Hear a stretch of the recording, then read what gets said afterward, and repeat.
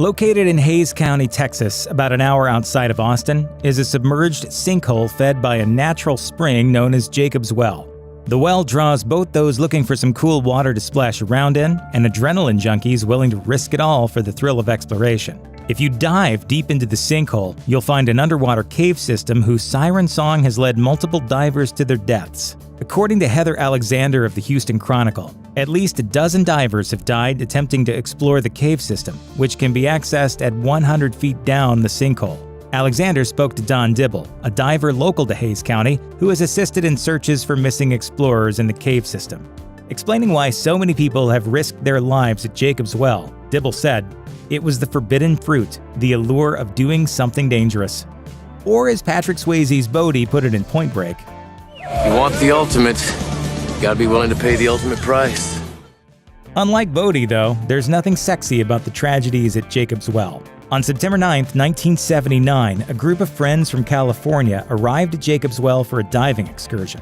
It was almost midnight, but as the group set up their tents, two of them, 20-year-old Kent Maupin and 21-year-old Mark Brashear, decided they wanted to squeeze in a quick dive before bed. Despite the late hour, there were other divers at the site who saw the two men descend to the depths of the well and maneuver themselves through the tight opening to the cave's deepest chamber, which required them to take off their oxygen tanks and pull them in separately. It was reported that one of the divers who witnessed the two disappear into the chamber noted that the men didn't have backup lights or a safety line. He said he attempted to get their attention by flashing his own light at them, but that they didn't acknowledge his warning. Neither man resurfaced.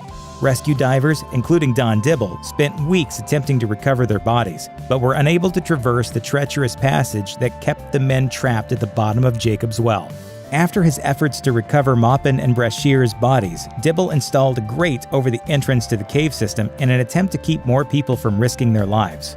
However, when he made a subsequent dive to check on the barrier several months later, the grate had been removed and a note left that read, quote, "You can't keep us out." Maupin and Brashear are two of the many who have lost their lives in Jacob's Well. Maupin, at least, was an experienced diver who had been at it since he was 12 and was already a certified dive instructor. What about the well is so hazardous that it claims the lives of even experienced divers? In a 2001 article on Visit Wimberley, author Louis Bond laid out the various difficulties of navigating the cave system. In addition to extremely narrow passageways between the various chambers, Bond also refers to a, quote, false chimney, of which he says, "It appears to be a way out of the well, but has trapped at least one diver." In deeper caverns, tight spaces combined with gravel and silt flooring can make visibility a major issue, particularly if the divers aren't careful not to stir up the loose material. A more serious grate has been installed to keep non-authorized divers from the temptation of exploring the dangerous depths of the well. But it didn't prevent 21-year-old diver Diego Adami from near catastrophe in 2015. Adami was doing a free dive and had descended to around 100 feet when one of his flippers came off, greatly reducing his mobility. With his adrenaline surging and his lungs screaming for oxygen, Adami made the decision to leave the lost piece of equipment and try to surface with just one flipper. Thankfully for Adami, his dive training kicked in and he managed to remain calm and focused. He surfaced just as his body began to run out of oxygen and avoided becoming another casualty of Jacob's Well. The natural world is wonderful. The mountains, canyons, waterfalls, and coral reefs of our Earth are catnip for the soul. They encourage us to leave our grey, lifeless cities and venture out into the wild, and for some dummies, completely trash whatever we find there. Want to experience the natural wonders of our planet? You better make sure you get there ahead of these bozos. Duck and run. Mother Nature spent hundreds of thousands of years directing wind against a lump of Oregon rock, lovingly shaping it into an uncanny likeness of a duck's head, only for a bunch of teens in 2016 to destroy all that hard work in a matter of seconds. Dude, holy The so-called duckbill was a popular tourist attraction in the Pacific Northwest, with many visitors to Cape Kiwanda choosing to bypass the safety ropes and pose on top of the sturdy sand formation. So, it really took some effort for the vandals to ruin the fun for everybody. The worst part? In a reverse Scooby-Doo, the gang of teens totally got away with it because no one meddled enough apparently. They were never caught or identified. Even if they were, Oregon state law means they'd only get a fine of $435 for mucking up the duck, which is just daffy. You'd think they'd get a bigger, Bill? You're despicable. Cruising for a bruising. In March 2017, the captain of the British cruise ship Caledonian Sky drove his humongous vessel over the top of a delicate stretch of Indonesian coral reef known as the underwater Amazon, which sounds like how Aquaman orders his cheap HDMI cables. But it's called that because of the rich and fragile rainforest-like biodiversity on display. The ship grounded on the reef as part of a bird-watching trip for the nearly 100 tourists on board, badly damaging some 1,600 square meters of coral. To make matters worse, the ship then called in a tugboat to drag it off, causing yet more damage to this fragile ecosystem. Needless to say, the locals weren't happy, prompting a massive outcry and at least one death threat via YouTube under an old video of the crew dancing to their version of Gangnam Style. Caledonia Sky. Caledonia Sky. Hopefully, careless coral murder is no longer part of the Caledonian style. Troop Goof. The so-called goblins of Goblin Valley State Park in Utah are one of the most surreal sights in North America. Huge mushroom-shaped boulders perched atop narrow sandstone stalks. Formed over millions of years by a fluke of erosion, these rocks can be found nowhere else on Earth. For 99.9% of visitors, they're a natural marvel. But for Boy Scout troop leader Glenn Taylor and his fellow Scout supervisors, they were a hazard. In an alleged flash of paranoia back in 2013, Taylor realized that if one of these teetering rocks happened to be shoved by an idiot just as some scouts were passing beneath, it could kill them. Rather than let this unlikely scenario come to pass, Glenn decided to beat his hypothetical idiot to the punch as his scouting buddies cheered him on. Wiggle it. Just a little bit. Whoa! 170 million years of history crassly obliterated. But what's worse, pointlessly destroying a treasure of the natural world or singing this song while you're doing it.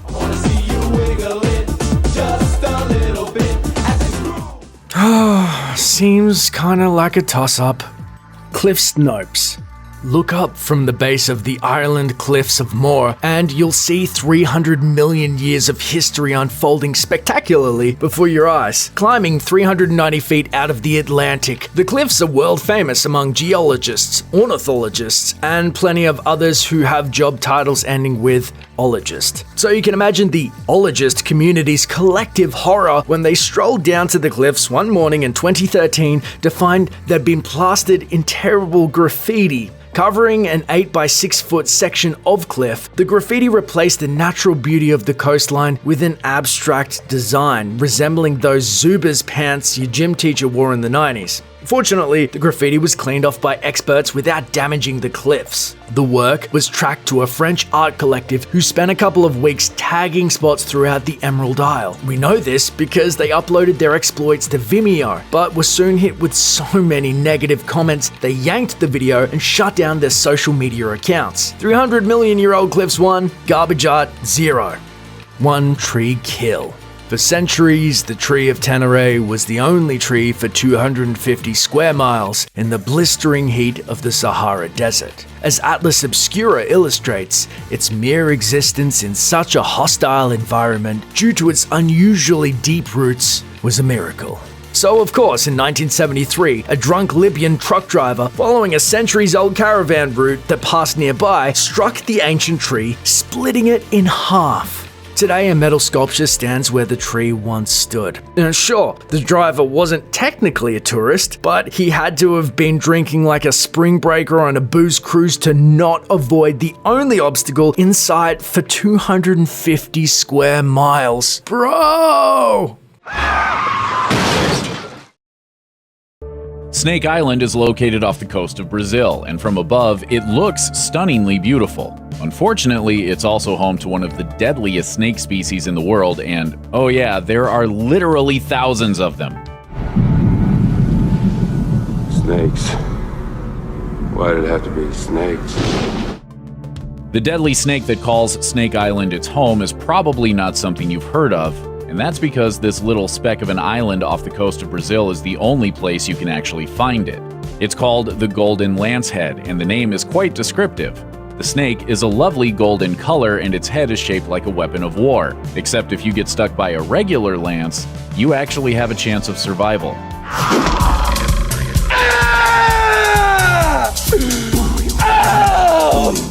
Now, the golden lancehead is not the only member of the lancehead genus. According to Atlas Obscura, lanceheads are common in Brazil and are responsible for around 90% of all snakebite fatalities in that country. If you're bitten by a lancehead in mainland Brazil and you don't receive medical treatment, you've got about a 7% chance of dying. If you do receive medical treatment, you still have a 3% chance of dying, and your symptoms might include kidney failure, brain hemorrhage, intestinal bleeding, necrosis of muscular tissue, standard stuff. That's mainland lanceheads, though. The venom of the golden lancehead is thought to be as much as 5 times more potent than its wimpy mainland cousins, so yeah, there's a great reason why Snake Island is off limits to the average tourist. Believe it or not, golden lanceheads are not the sole slithery occupant of Snake Island. Of course they aren't.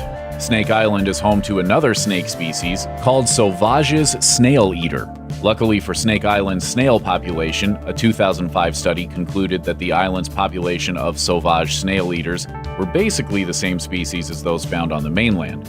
So unlike the golden lanceheads, there was no freakishly terrifying evolutionary trajectory blessing them with snail-killing laser beams coming out of their eyes or anything. And Sauvage's snail eaters are non-venomous and therefore mostly harmless to anything that isn't a snail. Okay, so Snake Island has deadly snakes and that's horrifying, and it has non-deadly snakes that are still sort of horrifying, but at least it doesn't also have giant cockroaches and terrifying locusts or anything.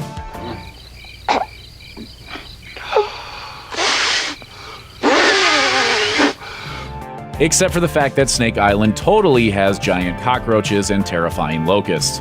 Yes, that's right. According to Business Insider, anyone who's feeling brave enough to camp on the island better make sure to clean up after themselves or they will be, quote, knee-deep in cockroaches by morning. And once you've got that tent up, you should probably plan to sleep on a cot, because if you make your bed on the ground, you'll be able to feel the roaches swarming around under you when you lie down. The Vice team who visited the island reported there are blue locusts and so many of these weird prehistoric-looking cockroaches on the ground at night that it crunches when you walk. Place is no one is allowed there for a reason. Don't ever go. As terrifying as all this sounds, we don't really know the exact number of golden lanceheads on Snake Island. Smithsonian says it's somewhere in the neighborhood of 2,000 to 4,000.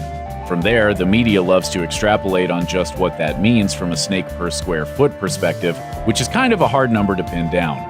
Some researchers have guessed that the island has a snake density of 1 to 5 snakes for every 3 square feet of surface area, which is plenty. They also chill up in the trees, so you might not even see them if you're only looking on the ground. So even though we don't see snakes right now, you're saying there are snakes here? Oh yeah, they are everywhere, but you will have to find them. On the other hand, Business Insider says visitors to Snake Island can expect to see one snake every 10 or 15 minutes, at least until they actually travel inland. Closer to the center of the island, the snake density is more like one snake every 54 square feet, which is kind of a long way from those other scary estimates. Not that you'll stay alive long enough to reach the center of the island. You're probably wondering, how bad can it be? Because the bite from, say, a black mamba shuts down the nervous system and paralyzes its victims, eventually leading to death in 100% of cases, unless the victim is really darn close to a vial of antivenom. So really, it couldn't possibly get any worse than that, except that black mamba venom doesn't liquefy your insides. So there's that. According to Vice, liquefying your insides may be an exaggeration, but it's likely that no one will ever really know for sure, because although there have been surprisingly few deaths from golden lanceheads, no one has actually ever lived long enough to make it to a hospital. So it's not like doctors can put patient notes into a database or anything. If one of these were to bite us, we would have 6 hours to get off the island. Yeah. And to a hospital. Well, up to. Up to. The Brazilian mainland is about 8 hours away by sea, so you'd probably have time to die a couple times before you could get anywhere near civilization. As molecular biologist Brian Fry said on an episode of 60 Minutes, with these snakes it will be a particularly painful death. You're going to die screaming. The crazy thing about natural substances that can make people die screaming is that they often have medicinal properties. Pufferfish toxin, for example, could one day be turned into a pain-relieving drug for cancer patients. Golden lancehead venom is showing some promise too. It's already been used to make blood pressure medication, and Smithsonian says it might also have applications in treating heart disease, blood clots, and circulation problems. That doesn't mean if you have high blood pressure you should go to Snake Island and let a golden lancehead bite you, because medicines that are derived from powerful toxins need to be extracted and refined in a lab. But it also means that it's probably not a good idea to just go and drop a bomb on the island either, no matter how tempting that might be to most sane people. According to local legend, the golden lancehead was first introduced to Snake Island by pirates, who put them there to act as a sort of legless, venomous watchdogs. When you think about it though, that seems really counterproductive. Pirates are cool and everything, but it doesn't seem super likely that they trained venomous snakes to only bite treasure-stealing scallywags and not, pirates. As fun as that particular legend is, pirates probably didn't have anything to do with the snakes on Snake Island. According to the Smithsonian, the golden lancehead has been around since well before the golden age of piracy. So yeah, Snake Island's pirate-snake link is tenuous, but a tenuous relationship with the facts has never really bothered the Discovery Channel. In fact, they somehow managed to get permission from the Brazilian government to bring a whole bunch of treasure hunters to Snake Island, where they proceeded to find nothing except a bunch of snakes. The series Treasure Quest Snake Island appears to have only been shot on the actual Snake Island for one season. After that, the treasure questers branched out into the jungles of Paraguay, which are blissfully free of golden lanceheads. We're sure it was absolutely 100% because their clues pointed away from the island, and that it had nothing to do with thousands of deadly snakes or with the Brazilian government just not really wanting them stomping around on Snake Island for another couple seasons.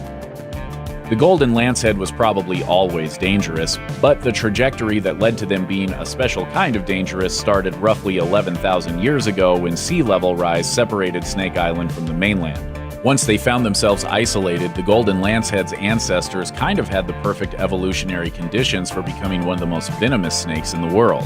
According to the Smithsonian, they had no ground predators, which means there weren't any animals picking them off, therefore interfering with their efforts to produce ever-increasingly venomous babies.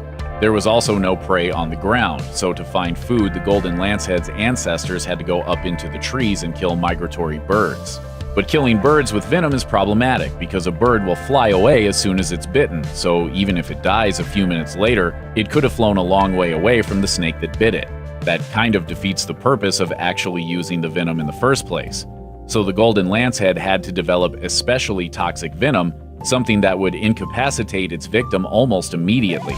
By the time those birds hear hissing, it's already too late.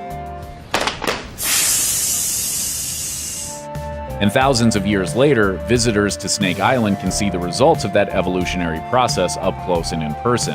That is, if they don't instantly die because they were bitten by a golden lancehead. Isn't evolution a wondrous thing? So the thing about being a super ultra deadly snake on an isolated island in the Atlantic Ocean with potentially life-saving properties in your venom is that you are likely to become a valuable commodity. According to the Smithsonian, wildlife smugglers, sometimes called biopirates, sneak onto the island so they can catch golden lanceheads and sell them on the black market. Evidently, there's demand for illegally procured golden lanceheads both for venom and for the distinction of owning a super deadly pet. People keep these as pets. Oh, yeah. Before you scoff at the stupidity of anyone who would go to Snake Island illegally so they can steal live specimens of one of the world's most deadly snakes, well, consider this. The black market value of a single golden lancehead is between $10,000 and $30,000. Still probably not worth your insides melting or anything, but at least you can sort of grasp why certain desperate individuals might want to take the chance. There's still a lighthouse on Snake Island, but at some point in the 1920s, the Brazilian government got wise and decided that it maybe wasn't such an awesome idea to have it staffed 365 days a year. Since that decision was made, it's been automated, but automated does not necessarily mean maintenance-free, which means the Brazilian government still has to send someone to the island every year to perform routine maintenance on the lighthouse. Just imagine being the person who pulls the short straw for that assignment. According to Vice, the Brazilian Navy gets dibs on inspecting and maintaining the Snake Island lighthouse, and we very much hope that the workers who commit to the trip each year get some serious danger pay because the lighthouse isn't exactly snake-proof. In fact, one of the earliest accounts of a death on the island involved the lighthouse keeper and his family. So now that you know golden lanceheads can melt your insides and take out entire families, we'd like you to take a moment to feel concerned about their welfare. Yes, the golden lancehead is an endangered species. In fact, according to the Smithsonian, in the last 15 years or so, the golden lancehead has suffered a population decline of about 50%, partly because of biopirates and partly because of disease and habitat degradation. Evidently, the Brazilian government has removed some of the vegetation, perhaps so people won't die while trudging through it. Anyway, this has all contributed to the golden lancehead status as critically endangered. And maybe it's hard for some people to think compassionately about a creature that is capable of delivering screaming death, but it's also important to recognize that the golden lancehead is totally unique, evolved to cope with the complicated hand it was dealt, and also might have human life-saving compounds in its venom. Compassion might not be a golden lancehead thing, but it's definitely a human thing. In 1709, the people of Europe faced their coldest winter in 500 years. Sudden storms, endless frosts, and vast famines led to the deaths of countless people over the next year or so, but the exact nature of the Great Frost remains a mystery to this day. It was called the Great Frost in England and the Grand Hiver in France, but whatever anyone wanted to call it, it basically meant everything had become very, very cold. And the weirdest thing is that it literally happened overnight. When people across Europe went to sleep on the evening of January 5th, 1709, they couldn't possibly have known what they were in for. When they woke the next morning, the temperature had plunged to the very bottom of the thermometer. Snow had begun to fall too, and it didn't stop either, covering pretty much the whole of Europe in a near instant. This new world had an average temperature of around -5 degrees Fahrenheit. Today, we can check the weather for the week and know that, while it may not be 100% accurate, we can get a pretty good idea of what's in store. In 1709, though, there was no warning that any of this was going to happen. Thousands and thousands of people died from hypothermia before anyone realized how serious the plummeting temperature was, and animals, including valuable livestock such as sheep, chickens, and cows, froze to death where they slept. And that was just the beginning. As the days dragged on and temperatures remained freezing, people and animals alike continued to struggle. Parisians were left to fend for themselves for 3 months, with no supplies able to get into the city. Snow blocked roads across the continent, and a number of rivers froze, with some seeing up to 11 inches of ice. Germany's hot springs froze too, along with Amsterdam's canals, Switzerland's lakes, and the Adriatic and Baltic seas. One small grace was that people were able to walk across these frozen lakes to search for food, but it may not have done them much good, and sometimes the frozen bodies of the dead became dinner. There are accounts of the cold being so overwhelming that trees cracked and shattered spontaneously, and church bells even stopped ringing because they'd crack and break if they tried. Wine froze in wine cellars of the rich, along with bread, meat, and what little food remained. As for the livestock, it was the cattle and other large animals who were the first to die. Soon enough, however, small wild animals were decimated too, and entire populations of wildlife were wiped out. Humanity hasn't really had a great track record when it comes to treating the world's poorest with any kind of respect, so it may not be entirely surprising to learn that, yes, Europe's poorest residents had it pretty bad during the Great Frost. What's more surprising, however, is that the rich fared little better. Europe's elite had spent a good long time building massive, sprawling palaces for themselves on huge estates that were kept more for decorative purposes than anything else. After all, practicality was something that only the peasants needed to concern themselves with. Ah, now we see the violence inherent in the system. Shut up! Oh, come and see the violence inherent in the system! Help, help, I'm being repressed! Take Versailles, for example.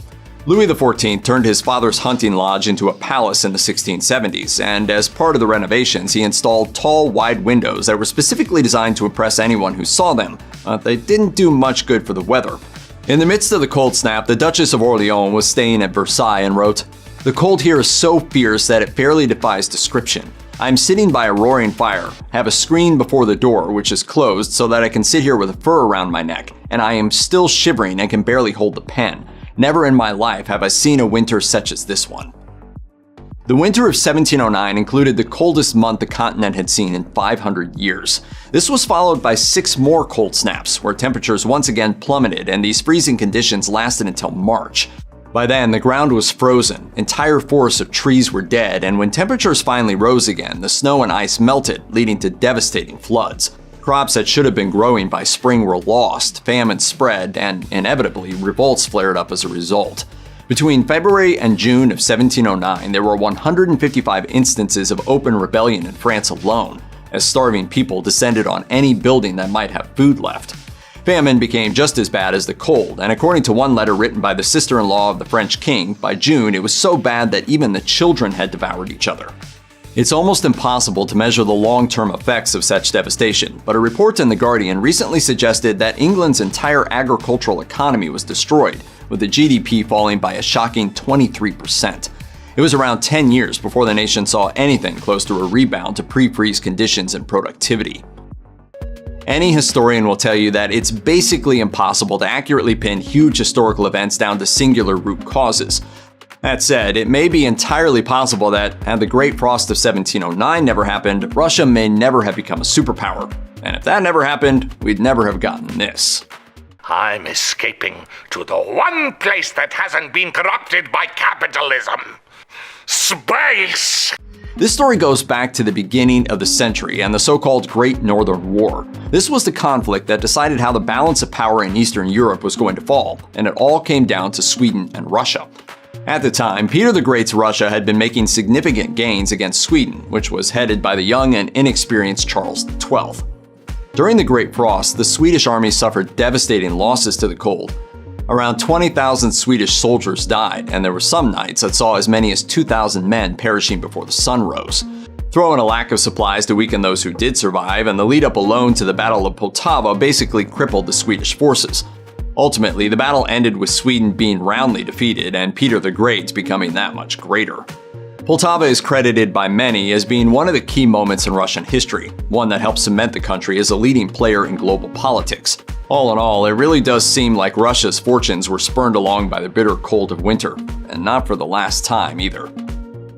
When the historian Emmanuel Leroy-Ladurie sat down with Matteo France to discuss the Great Winter, he made it quite clear that, for all we know about the terrible cold spell, there's plenty we don't know too, including just how many people died. In a 1709 edition of the newspaper La Clef du Cabinet, this observation can be found.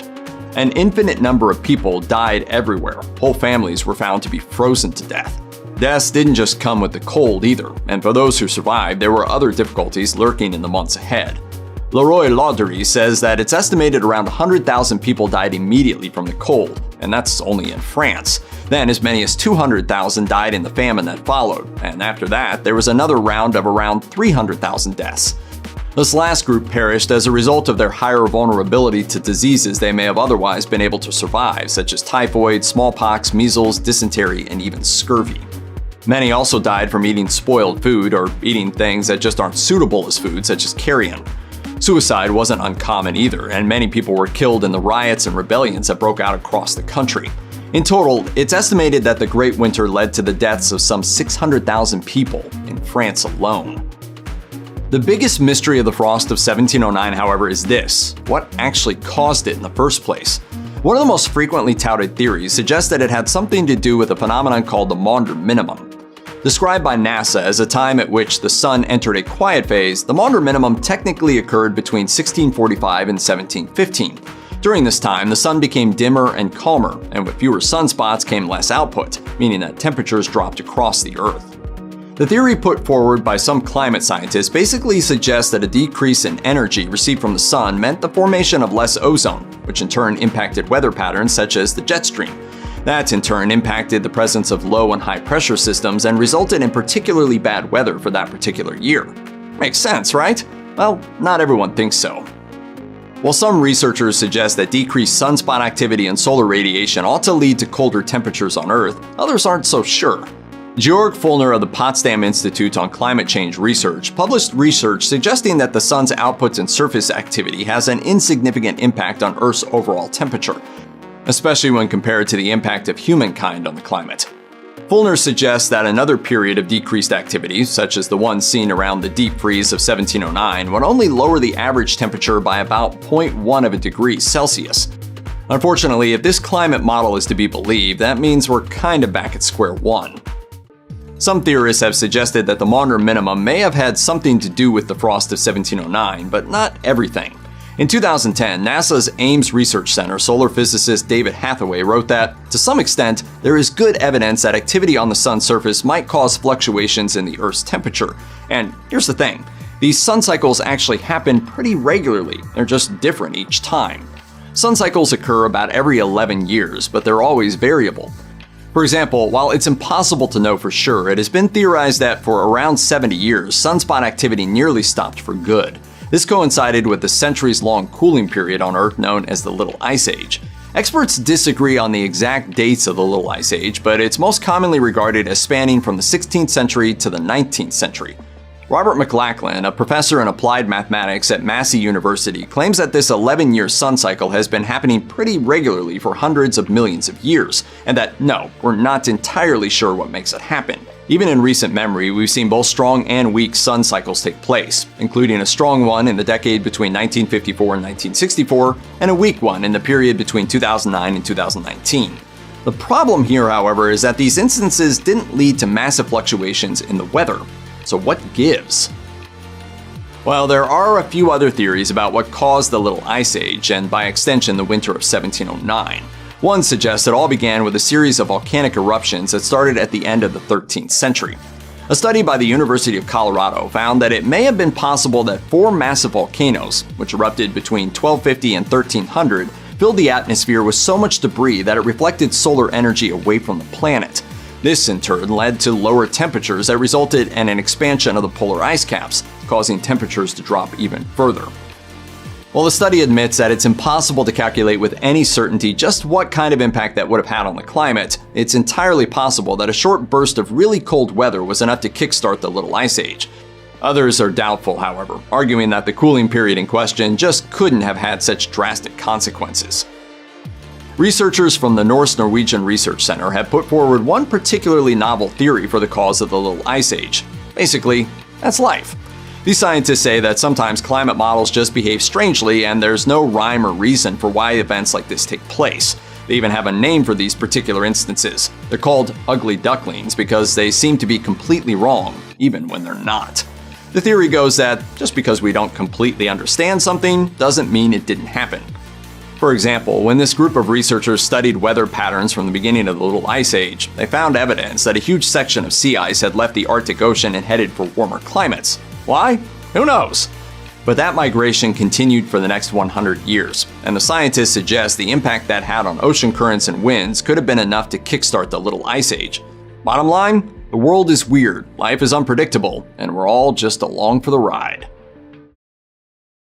We humans have done a lot on Earth, although not every other species would agree we've done all good things. Lots of animals have gone extinct since we bootstrapped ourselves into the modern age. But some of those extinct animals have actually been rediscovered years later. To many, coelacanths are the poster children of species we thought were extinct. This Darwinian darling once again graced us with its presence off the coast of South Africa in 1938, a whopping 66 million years after it was thought to have retired. The initial find made headlines worldwide, and with good reason. The coelacanth is a biological time machine, giving scientists the chance to rewind to a time before humans even existed. Its morphology includes things that may have developed into humanoid features later on, like its uniquely hinged skull, tube-like heart shape, and a nearly vacant, fat-filled brain. This is a nice fish, you know? Big f***ing eyes, but a nice f***ing fish. Despite a 400 million year run, these bony fish are hanging on by a thread. There are less than 10,000 of the two species still in existence, with numbers continually dwindling. Nobody's trying to eat these chaps, but they're getting caught up in fishing nets and are at risk from climate change. The notoriously big bee goes by a number of different names. Some know it as Wallace's giant bee. Others call it Raja Ofu, meaning king of the bees in Indonesian. However, the official taxonomic classification is Megachile Pluto.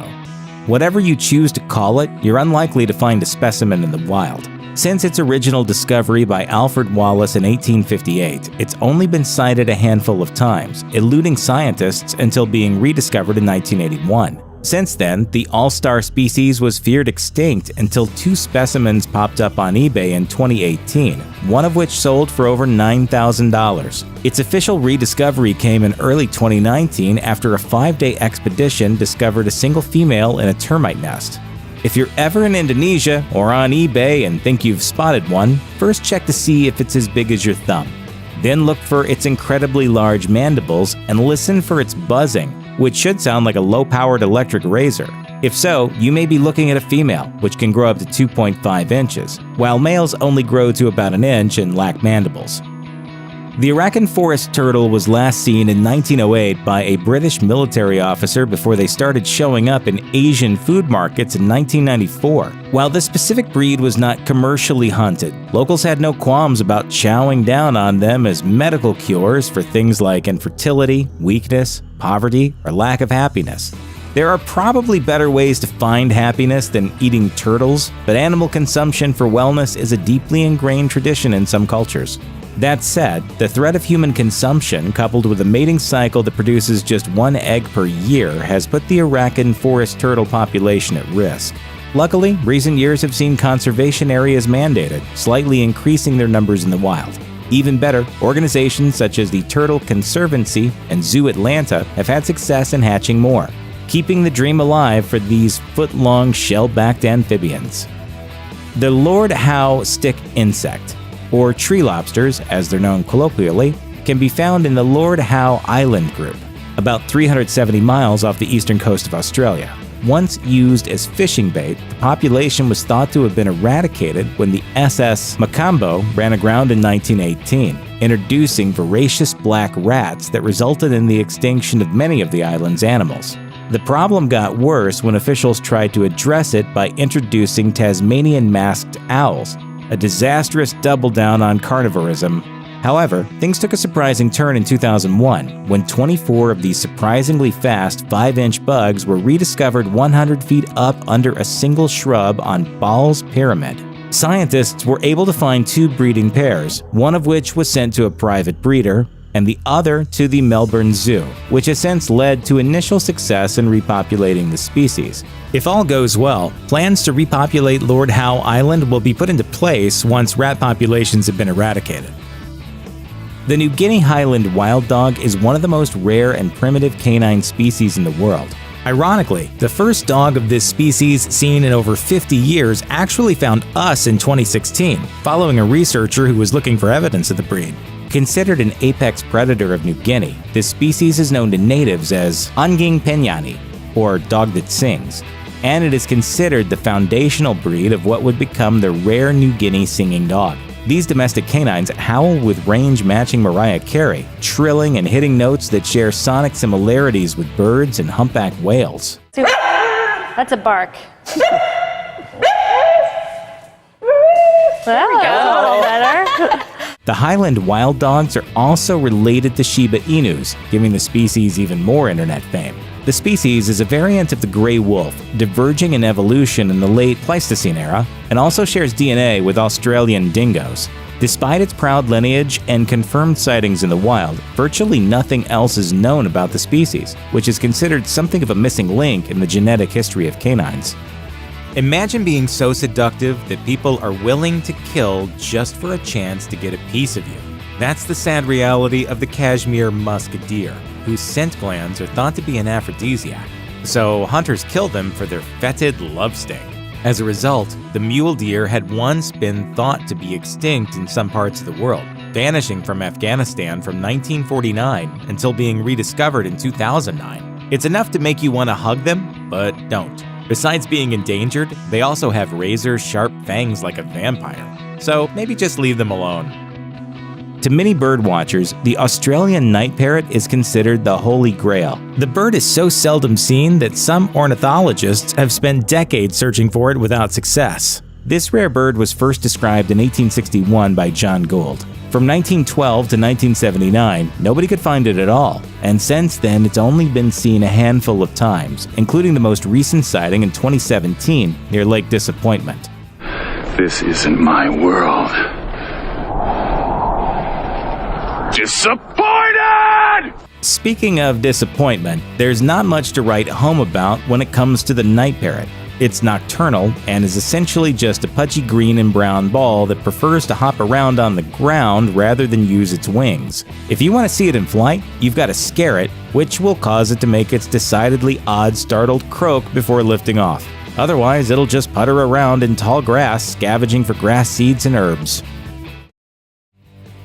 The Pisonia tree is covered in super sticky seed pods. Those pods attract and trap insects, and those insects then attract hungry birds, which often get stuck to the seed pods and die. So how and why does this tree kill birds? It turns out that the sap from the seeds is so sticky that birds become permanently glued to the roots, where they either die from starvation or get ripped to pieces by other predators. In the end, any bird parts that remain get absorbed as nutrients by this villainous tree. Some birds don't even make it to the ground, instead getting stuck in the branches and ending up as creepy bird mummies.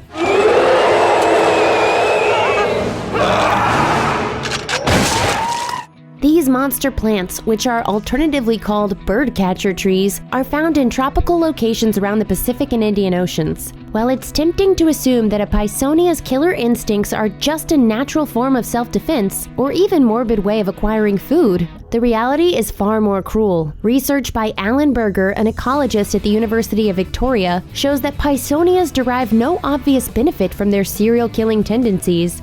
Sure, they get some nutrients out of it, but Berger's studies show that these nutrients don't compare to the level of nutrients the tree would get from live bird droppings. So it seems that the Pisonia's bloodlust is so strong that it will actually kill off the same creatures that could be feeding them better food. This raises the question of why Pisonia seeds are so awfully sticky in the first place if they don't actually need to kill birds or bugs for survival. Could it be that the stickiness is a way for Pisonias to spread their seeds around the globe by attaching to traveling birds? Berger's research suggests this could be the case, although the seeds don't spread if the bird never flies again. However, enough birds do survive this hellish transaction that Pisonias have managed to spread to new territories, which isn't great news for the birds.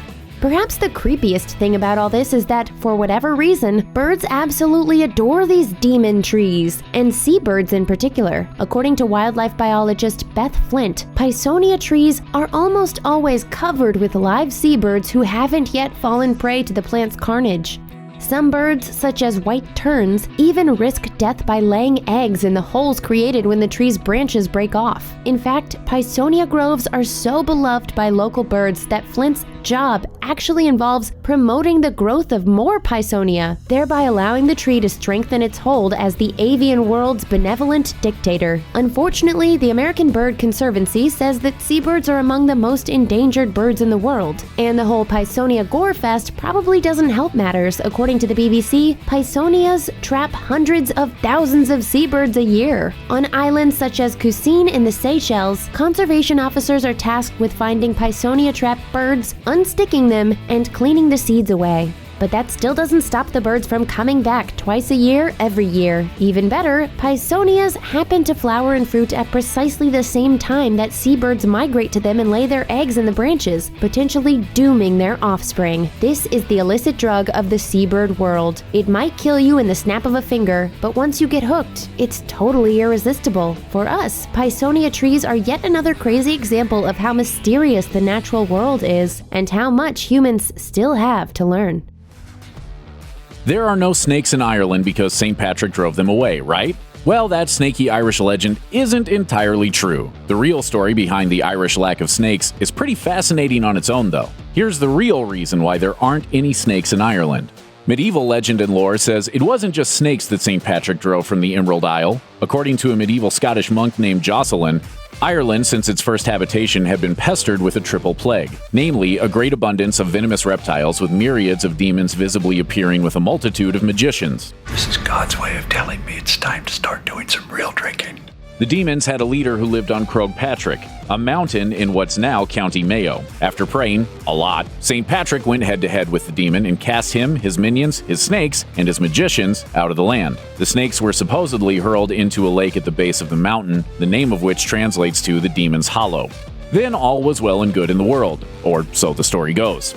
St. Patrick was a very real person, and it's important to point out that, according to Nigel Monaghan, keeper of the Natural History Museum, he never actually claimed to be the one responsible for Ireland's snake-free landscape. The traditional date of St. Patrick's arrival in Ireland is way back in the year 432, and the stories didn't start circulating until centuries later.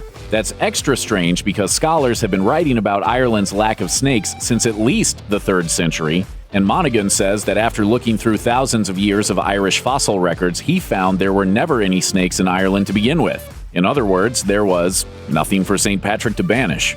National Geographic says the real reason snakes never colonized Ireland goes back to the last ice age. The entire country would have been way too cold for reptiles, and when the climate started to warm, Ireland was cut off from everything around it by rising sea levels and melting glaciers.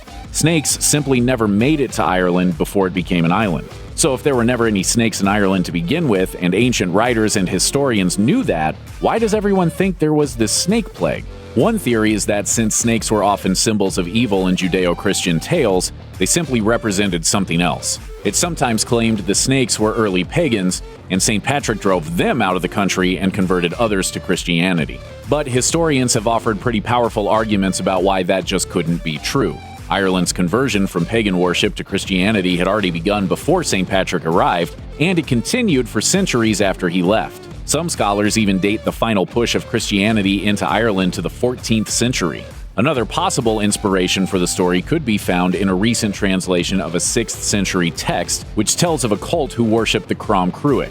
They were equal parts powerful and bloodthirsty, and they practiced a terrifying bit of human sacrifice. According to the texts, every year on Samhain, it was expected that a firstborn child would be sacrificed to guarantee a good harvest. According to the text, the cult and the annual sacrifice ended when St. Patrick and his followers stormed their sites, destroying their idols and blessed the area. No retribution from an angry god ever came, and the cult faded into obscurity.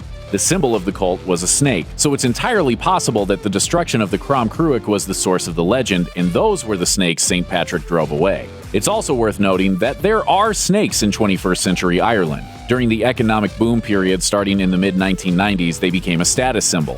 When the economic prosperity came crashing down, many could no longer afford to keep them and release their snakes into the wild.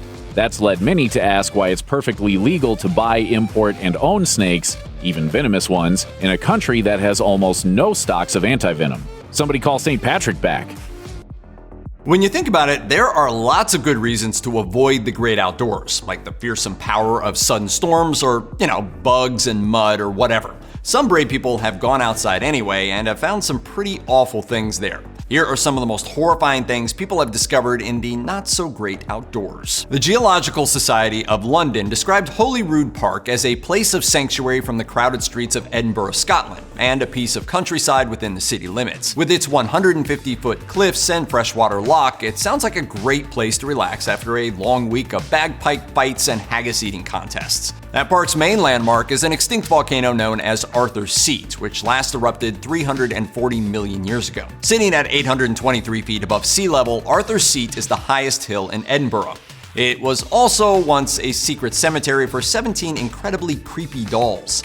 Smithsonian noted that accounts of how the dolls were found vary somewhat across sources, but the gist of it is that in 1836, 3 boys went poking around Arthur's Seat for rabbit's burrows. But instead of finding long-eared fluff balls of joy, they found tiny coffins, each 3 or 4 inches long, which contained wooden dolls. According to National Museums Scotland, newspapers at the time speculated that the coffins were used for witchcraft or some ancient form of mourning. Meanwhile, experts have since suggested that they might have been toy soldiers. But in the end, nobody seems to know just what they are or why they were buried. Sandwiched between Mexico's southern border and the Caribbean Sea is the Central American nation of Belize. More than half of the country is covered with tropical rainforest, and there you'll encounter mangroves, mountains, macaws, and a prehistoric-looking stork called the jabiru. Once the stomping ground of the Mayan civilization, Belize is peppered with temples and caves where Mayans sacrificed other humans to their gods. So, a real fun bunch of folks. The forebodingly named Midnight Terror Cave is located in the Belizean countryside. In 2006, rescuers were drawn to the sound of a man screaming. There, at the bottom of the cave's 60-foot drop, they found a looter who was surrounded by thousands of human bones. In all, there were about 9,000 bones, and archaeologists believe many of them belonged to children who were sacrificed by the Mayans in the 9th century. Some came from up to 200 miles away, leaving experts scratching their heads about why kids would have been taken that far for that purpose. All in all, one thing is for sure, the Midnight Terror Cave has a pretty great name. The Himalayas are a grim sort of gorgeous. Their name, which means abode of snow in Sanskrit, has an almost musical quality that can't quite convey the deadliness of this roughly 1,500-mile mountain range. The most famous Himalayan mountain, Mount Everest, doubles as an outdoor morgue for unfortunate climbers. But at least these people met their ends trying to conquer the world's greatest physical obstacle. Elsewhere along the range, there's a valley full of bodies who never had a choice or even a chance to survive. In 1942, a British forest guard in Rupkund, India found that place, a frozen lake 1,600 feet above sea level, and it was full of human skeletons. In the summer, the lake thawed, revealing even more corpses. The body count exceeded 200, and with World War II raging, British officials thought the guard had found the remains of Japanese soldiers. In reality, the bodies dated back to 850 AD. In 2004, researchers would determine that they died in a one-sided war between man and nature. The bodies had deep cracks in their skulls and shoulders from some rounded object that struck them from above. Scientists ultimately concluded that they died in a hellacious hailstorm. Antarctica. You may know it for its blinding icy whiteness, deadly crevices, 200-mile-per-hour winds, and severely limited internet. You may also know Antarctica for penguins, nature's cutest crime victims. In 2016, a team of researchers on East Antarctica's Long Peninsula came across an area littered with hundreds of mummified penguins, most of them babies. The evidence they gathered pointed to two separate waves of extreme weather and flooding, one of which occurred roughly 750 years ago and another that happened about 200 years ago. Professor Ligwain Soon explained, "It's quite likely that global climate warming caused enhanced precipitation, which led to the tragedy." We should also mention, however, that in addition to the mummified penguins, the researchers also found various nesting materials and penguin poop, because penguins deal with a bunch of crap, including and especially their own. Stretching over 3,900 miles, the Yangtze is Earth's third longest river. Navigating this gargantuan waterway will provide you with breathtaking views of China's many mountains and cliffs. In 1982, the UNESCO World Heritage Center recognized the Three Gorges portion of the river as one of the most scenic spots on the planet. 3 years later, Wong Hao Man, then a journalist for National Geographic, saw something along the Yangtze that some might call disturbing. Wong saw coffins mounted 300 feet high along the cliffside like morbid ornaments, and they definitely weren't empty. Known as hanging coffins, they were placed on wooden stakes or inside caves. Researchers determined that the oldest hanging coffins go back about 3,000 years, and writings from the Tang dynasty indicate that a higher elevation signified greater reverence for the deceased. Exactly how they were mounted on those mountains remains a monumental mystery. In northern Tanzania, there's a natural anomaly named Lake Natron. Described by Atlas Obscura as a salty red hell, this unusual body of water turns blood red from the algae that thrive in it, and it can reach temperatures of 120 degrees. According to Smithsonian, the lake has a pH as high as 10.5, making it comparable to ammonia. Its special composition comes from a chemical called natron, which is basically baking soda mixed with sodium carbonate decahydrate, sodium sulfate, and salt. Live Science says that Lake Natron can become, quote, so caustic it can burn the skin and eyes of animals that aren't adapted to it.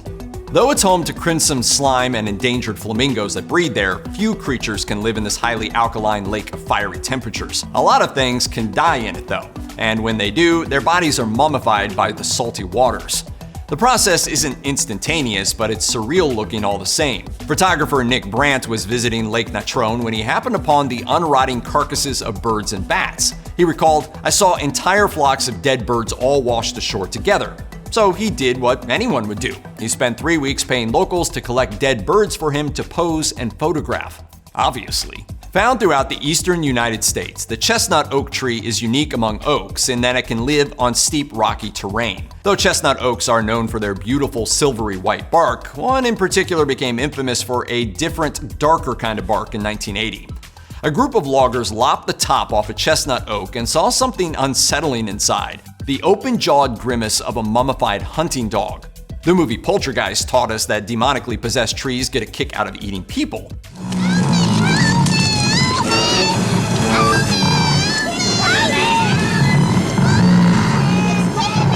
So now we have to ask, do they eat dogs too? Did the loggers uncover the sinister dinner of a devilish deciduous? No. Sadly, that extremely unlucky canine climbed through the bottom of the tree in 1960 and got stuck in the narrow opening 28 feet off the ground. Why didn't the dog decompose? Biological anthropologist Christina Kilgrove explained chestnut oaks produce tannin, which removes moisture and is used to prevent pelts from rotting. Additionally, an updraft inside the tree likely produced a chimney effect, blowing away the pungent aroma of death and keeping corpse-eating creatures from smelling it. The dog-filled log was sent to a tree museum in Georgia called Southern Forest World, where it holds a place of honor. In 2002, a naming contest dubbed the dog Stucky, which is both a morbid pun and an unappetizing reference to pecan logs, a nougat-filled confection sold by the Georgia-based convenience store chain called Stucky's. Presumably, Stucky is the chestnut oak log's nougat filling. It should go without saying that he probably doesn't taste nearly as good, though. Maybe you've seen that viral video of millions of black balls covering a water reservoir in Los Angeles. But why are they there? Is it really to help out with California drought? Not exactly. Here's the real reason that Reservoir is covered in 96 million black balls. If you were wondering how they even came up with the idea of dumping tens of millions of black balls into the water, you can blame birds. Yes, birds. That's because these shade balls were originally known as bird balls and were deployed by mining companies into polluted ponds and lakes to keep birds from landing there and getting poisoned by the toxic waste. Airports later used the same tactic to keep birds away from runways to ensure they didn't get sucked into jet engines. Birds. Whoa. When the whole shade ball thing went viral, many reports framed it as an attempt to help combat water shortages during California's epic drought. And the balls definitely help. According to National Geographic, the shade balls help cool the reservoir, reducing water loss through evaporation by about 300 million gallons a year. And that's not all.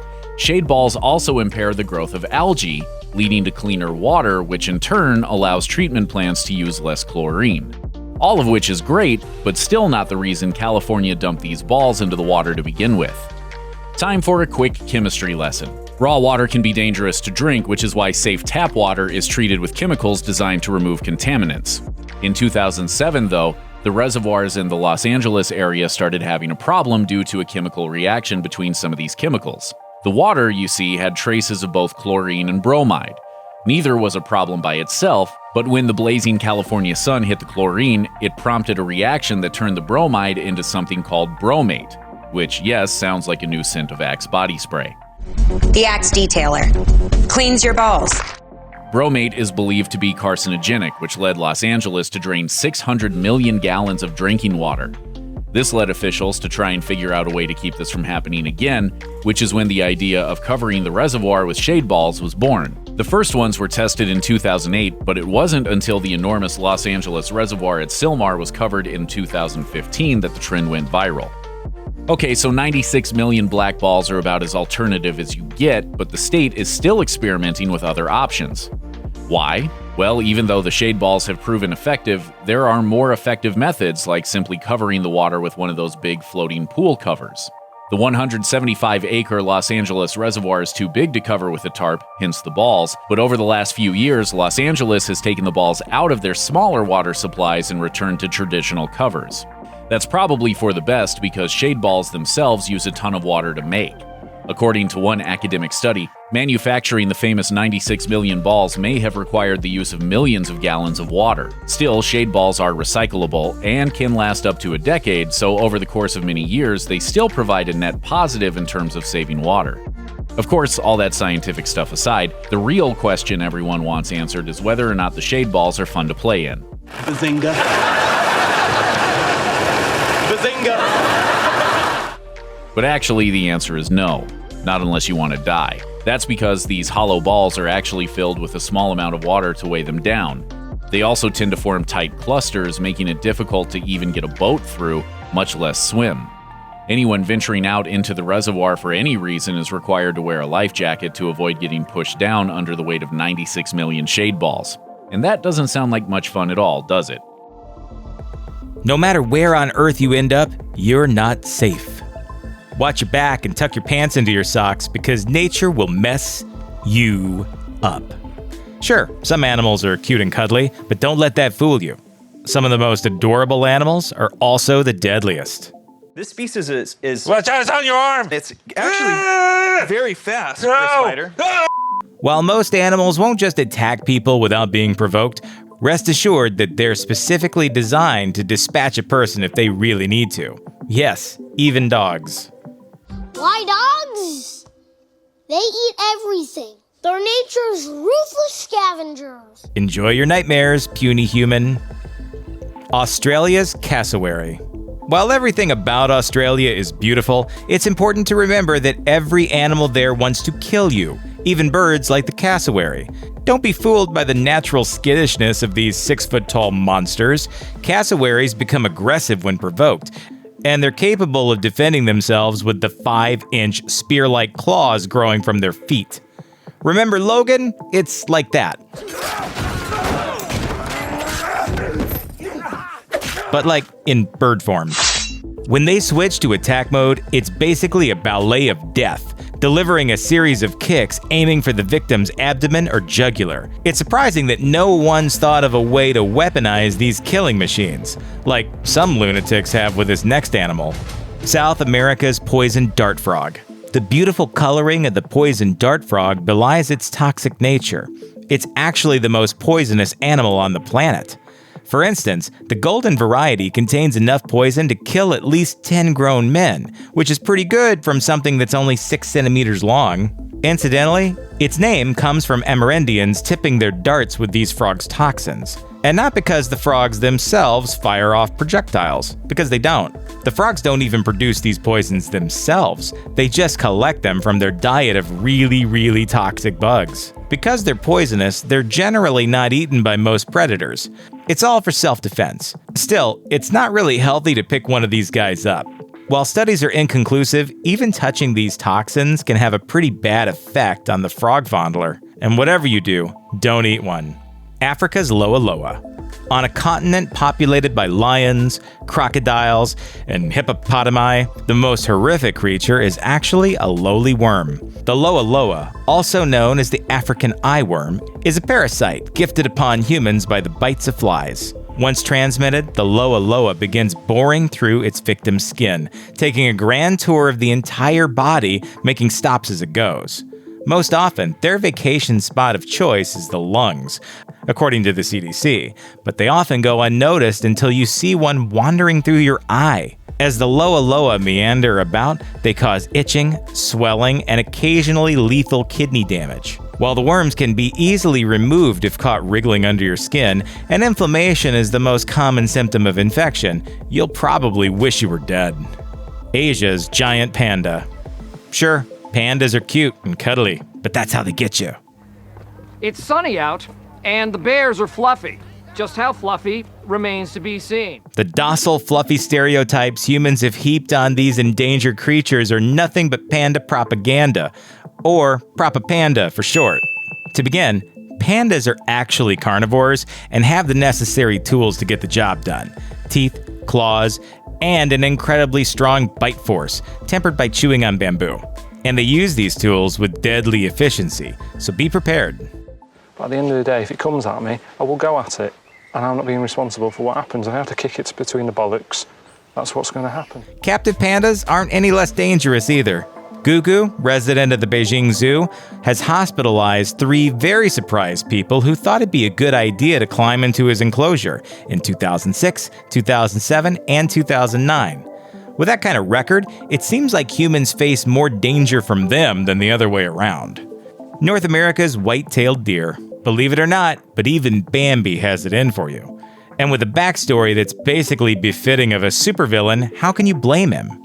How these handsome woodland monsters kill people varies from deer to deer, but they have 2 main methods of attack. The first, of course, is throwing themselves in front of our cars.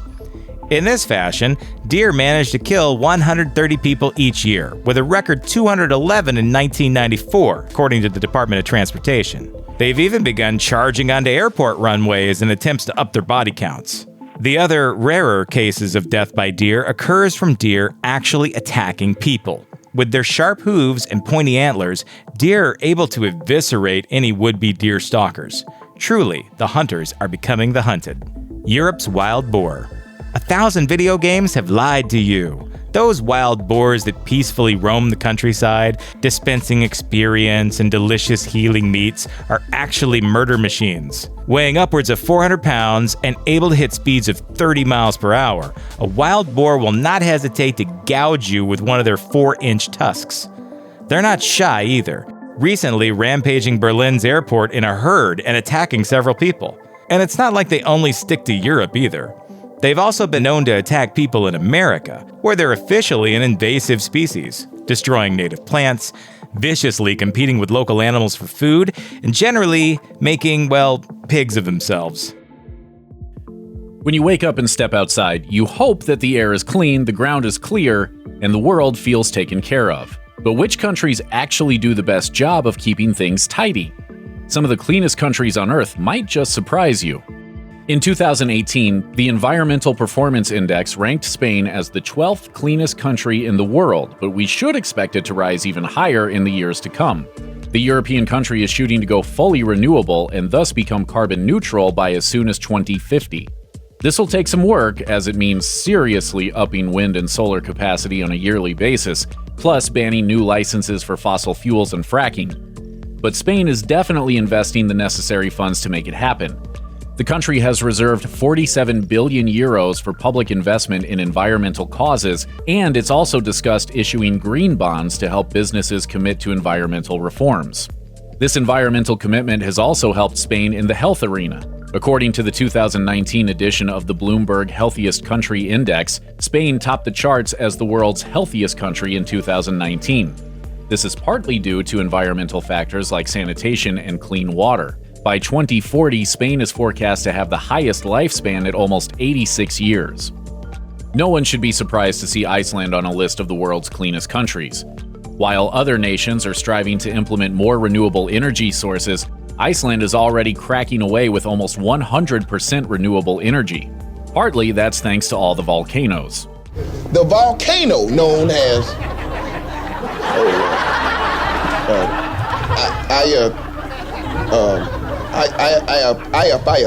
9 out of every 10 Icelandic homes are directly heated by geothermal energy due to the country's unique positioning between the North American and Eurasian tectonic plates.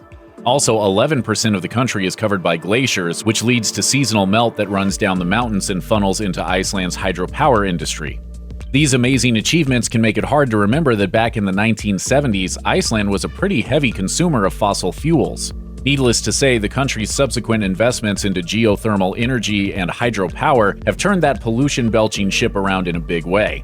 No country is perfect, though. According to Iceland's Climate Action Plan, the wetlands drained in the 1900s are a major source of carbon dioxide emissions, so the government is currently embarking on a major wetland restoration effort.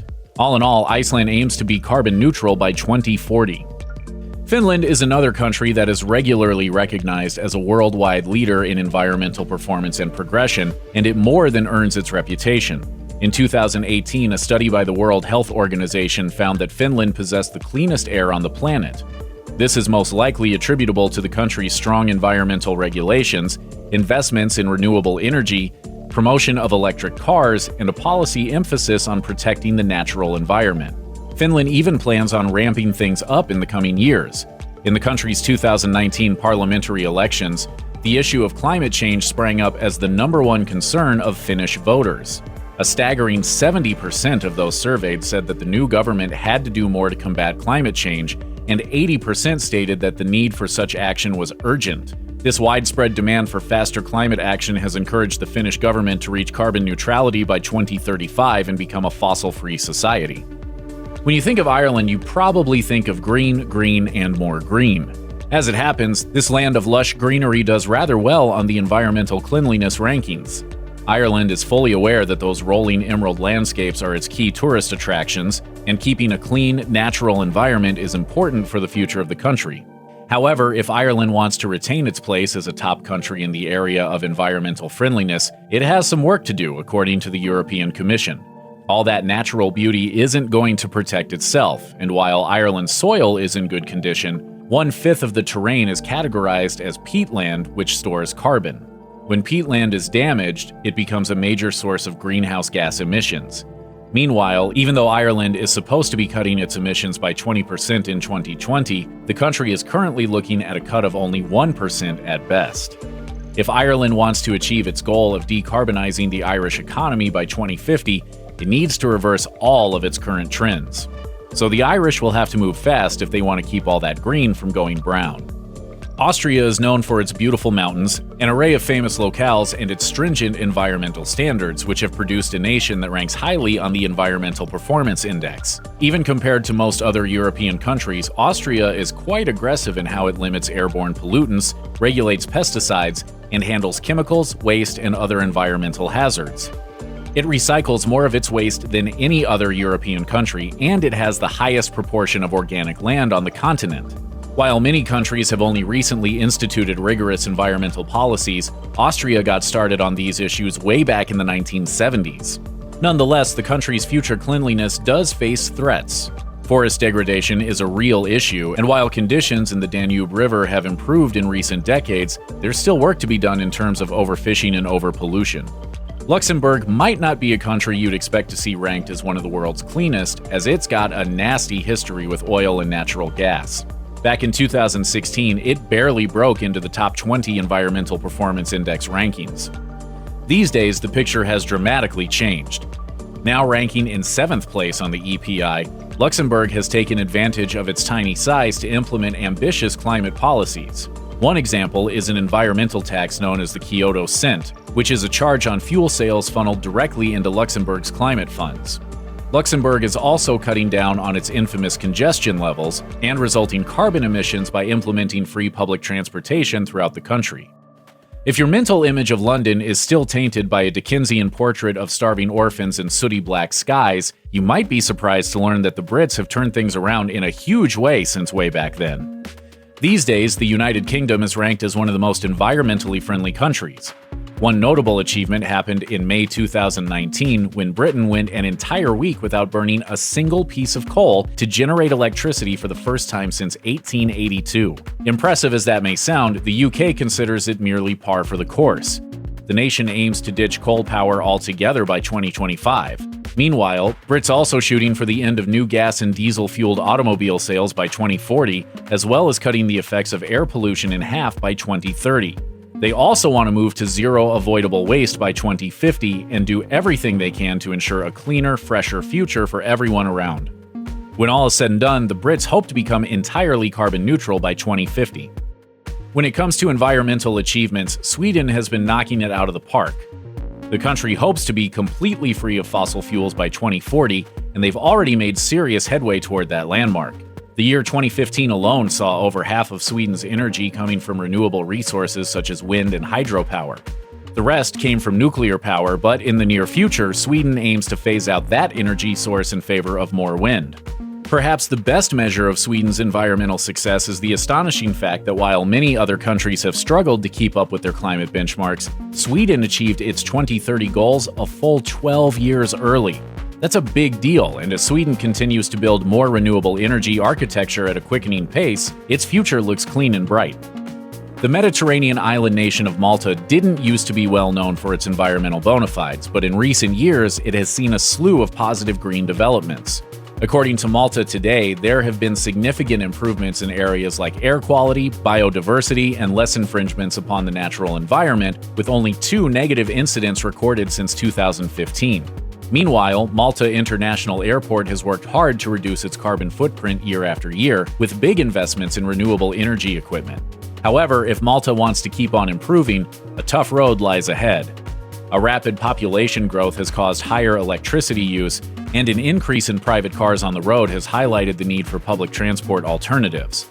Plus, with many new developments on virgin land and the fact that Malta recycles only 7% of its waste, it's clear that this country still has plenty of work to do.